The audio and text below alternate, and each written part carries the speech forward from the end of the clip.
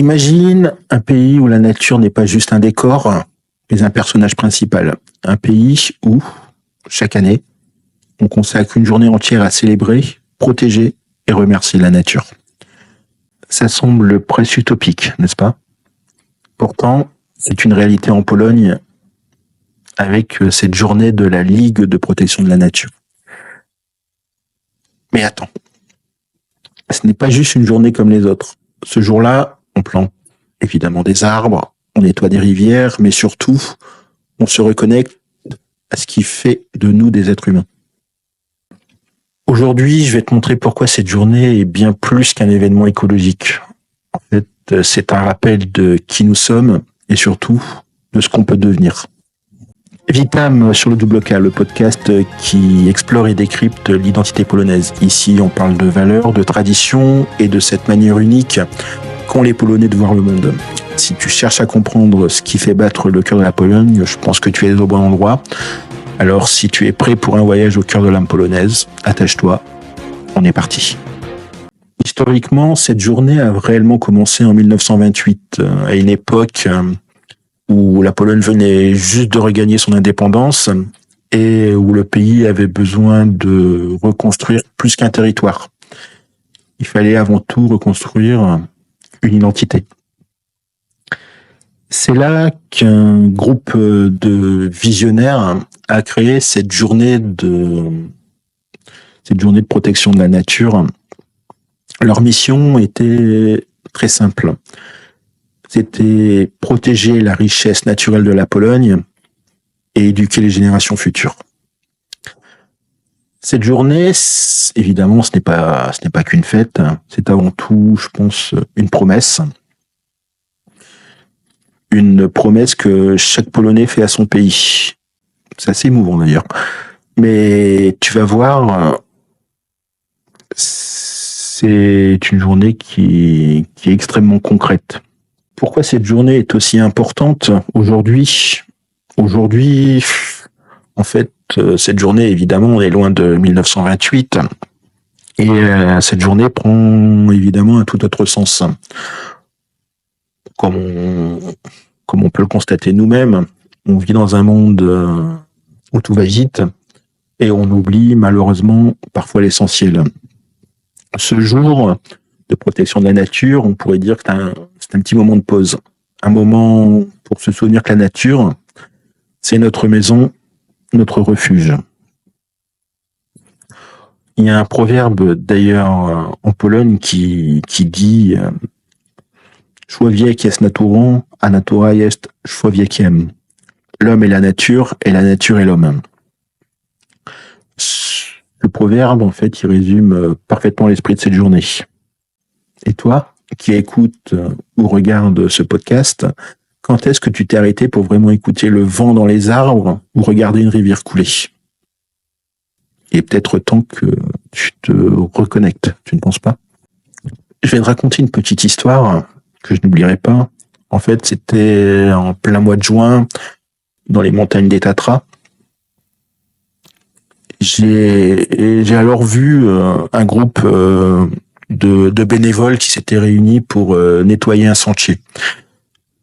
À la journée, j'imagine, en plein mois de juin en Pologne, qui avait été assez chaude, assez longue, assez dure.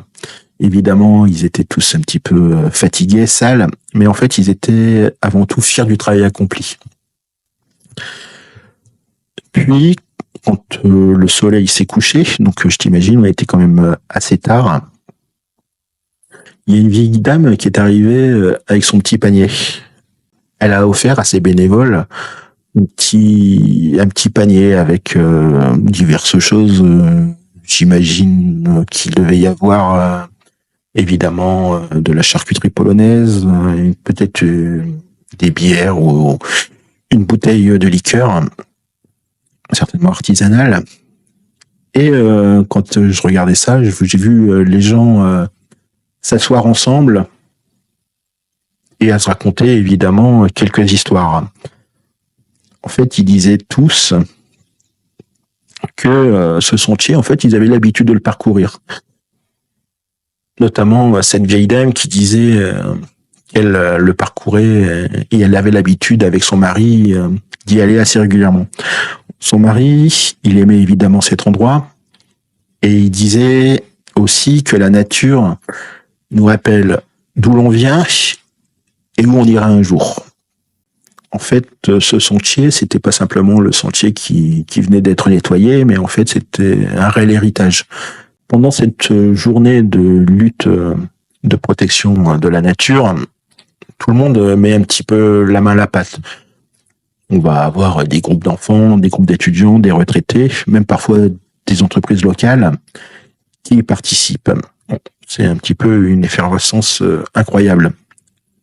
Et la force des Polonais, justement, de se mettre en groupe pour des choses qui peuvent paraître de première vue des Français qui sont parfois malheureusement auto-centrés, de reconnecter avec les autres.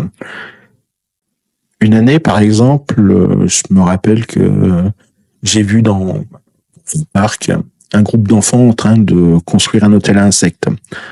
Et là, il y avait des enfants qui disaient à leur maîtresse, si les insectes sont heureux, la nature est heureuse. Et si la nature est heureuse, nous le serons aussi. T'imagines un petit peu la sagesse d'un petit de, je sais pas combien, quel âge il devait avoir, mais entre 7 et 8 ans.